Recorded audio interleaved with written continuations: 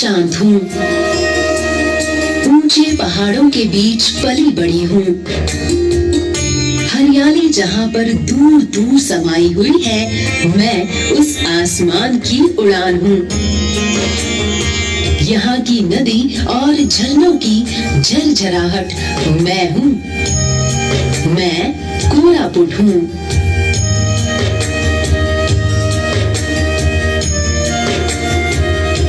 मैं आप लोगों का 2022 के पर्व की 25वीं जयंती के अवसर पर हार्दिक अभिनंदन ज्ञापन करती हूँ। ओडिशा के दक्षिण प्रांत में 8,807 वर्ग किलोमीटर में फैली हुई एक जिला हूँ, जिसमें 2 सब डिवीजन और 14 ब्लॉक्स शामिल हैं। जनगणना 2011 के अनुसार 13.8 लाख मेरी आबादी है। मेरी अर्थव्यवस्था मुख्यतः कृषि और जन संपदा के ऊपर आधारित है। मेरे भूगर्भ में बहुत सारे दुर्लभ खनिज पदार्थ जैसे बॉक्साइट, कॉपर, मैंगनीज, आयरन समाये हुए हैं, जो मेरे प्राकृतिक वैभव का आभास कराते हैं।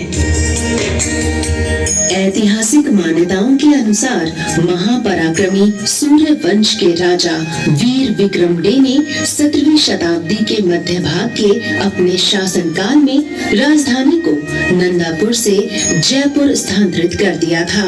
फिर अंग्रेजों ने शीतल जलवायु के कारण फिर से यहीं पर अपना मुख्य कार्यालय स्थापित किया।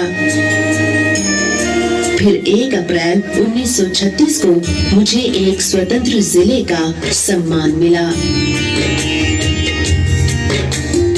मेरी इस मिट्टी ने ओडिशा के बहुत सारे स्वतंत्रता सेनानियों को जन्म दिया है। उन सब में शहीद लक्ष्मण नायक सबसे प्रमुख हैं।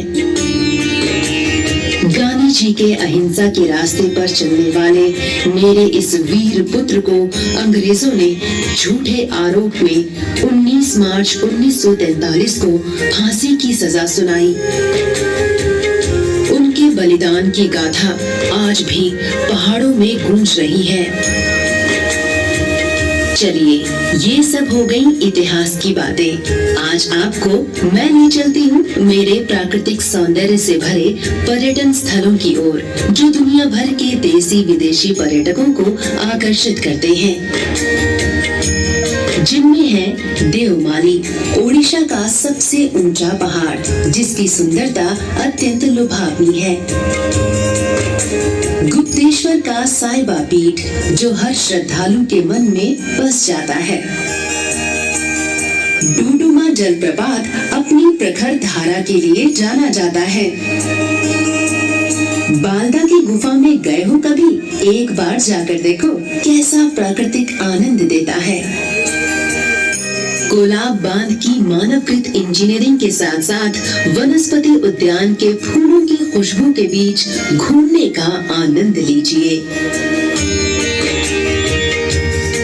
बस इतना ही नहीं, आप यहाँ आकर काकरी गुफा, नंदापुर पड़वा, गली गब्बर, रानी डुडुमा, जयपुर चर्च, दमनजोड़ी, केचरा, गुलमी, सुना बेढ़ा और HAL टाउनशिप आदि और भी बहुत सारे पर्यटन स्थलों का सौंदर्य देख सकते हैं।